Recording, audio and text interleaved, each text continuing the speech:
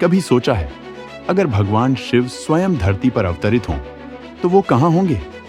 कहाँ होगा वो पावन स्थान जहाँ हर श्वास शिवमयी हो जाती है, जहाँ पत्थर भी मंत्र बोलते हैं और हवा भी हर हर महादेव गाती है?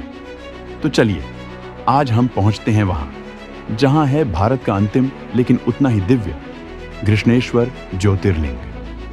नमस्कार, आप देख रहे हैं डिस्कवर इंडिया और आज हम यात्रा कर रहे हैं उस स्थान की जो न केवल एक मंदिर है बल्कि शिवत्व का जीवंत साक्षात्कार है। महाराष्ट्र के छत्रपति संभाजीनगर जिले का एक छोटा सा गांव वेरूल, यहीं स्थित है घृष्णेश्वर ज्योतिर्लिंग मंदिर। भारत के 12 ज्योतिर्लिंगों में 12वां ये वो स्थान है जहां ग्रीष्मा नाम की एक स्त्री ने कठोर तपस्या की थी। सैकड़ों वर्षों पहले एक समर्पण, एक प्रार्थना और एक अद्भुत उत्तर भगवान शिव ने स्वयं प्रकट होकर इस भूमि को ज्योतिर्लिंग से पावन किया। तभी से यह स्थान ग्रीष्मेश्वर और फिर घृष्णेश्वर कहलाया। यह कथा केवल कहानी नहीं, यह विश्वास की नींव है। इतिहास उठाकर देखिए, 16वीं सदी मालोजी राजे भोसले, जो छत्रपति शिवाजी महाराज के पूर्वज थे, उन्होंने इस मंदिर का पहला पुनर्निर्माण कराया। फिर समय आया 1730 का, गौतमीबाई होलकर ने इसे फिर से भव्यता दी और फिर अहिल्याबाई होलकर का समर्पण, जिन्होंने इसे एक आध्यात्मिक धरोहर में बदल दिया।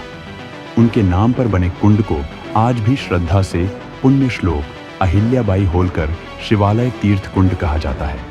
अब जरा कल्पना कीजिए, आप एक प्राचीन प्रांगण में खड़े हैं। चारों ओर लाल पत्थर की दीवारें हैं जिन पर शिव और विष्णु के अवतारों की अद्भुत कलाकारी उकेरी गई है। ऊपर सिर उठाइए, 5 मंजिला शिखर जो जैसे आकाश छू रहा हो। यह मंदिर हेमाड़पंथी स्थापत्य शैली का उत्कृष्ट उदाहरण है। 44,000 वर्ग फुट में फैली एक आध्यात्मिक गाथा।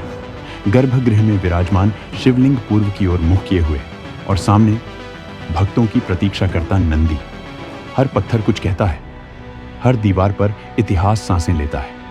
शिव ही शून्य है, शिव ही अनंत, और यहाँ हर चीज शिवमयी है।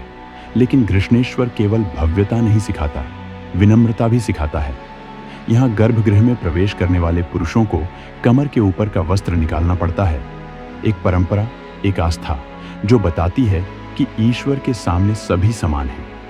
चमड़े की वस्तुएं जैसे बेल्ट, पर्स अंदर नहीं ले जाई जा सकती। गर्भगृह में प्रवेश केवल उन्हीं को मिलता है जो पूर्ण नियमों का पालन करते हैं, क्योंकि यहाँ प्रवेश नहीं, दर्शन होता है, और दर्शन केवल शरीर से नहीं, आत्मा से होता है। अब बात करें यात्रा की। अगर आप हवाई मार्ग से आना चाहें तो छत्रपति संभाजीनगर एयरपोर्ट सिर्फ 30 किलोमीटर दूर है। रेल से आना चाहें तो छत्रपति संभाजीनगर स्टेशन से बस या टैक्सी उपलब्ध है। और अगर आप सड़क मार्ग से हैं तो एल्लोरा गुफाओं के पास से कुछ ही मिनटों में आप मंदिर के द्वार तक पहुंच सकते हैं। और हाँ, घृष्णेश्वर मंदिर एल्लोरा की गुफाओं से सिर्फ 1 से 2 किलोमीटर की दूरी पर ही है। घृष्णेश्वर में कुछ है जो शब्दों में नहीं, केवल अनुभव में आता है। यहाँ आकर मन स्थिर होता है, आंखें नम होती हैं और हृदय शिवमयी हो जाता है। तो अगली बार जब आप महाराष्ट्र आएं तो केवल दर्शनीय स्थल मत खोजिए, आत्मा को शुद्ध करने वाली जगह खोजिए। घृष्णेश्वर उन्हीं में से एक है। यहाँ शिव दर्शन नहीं देते, वो यहाँ वास्तव में विराजते हैं। हर हर महादेव।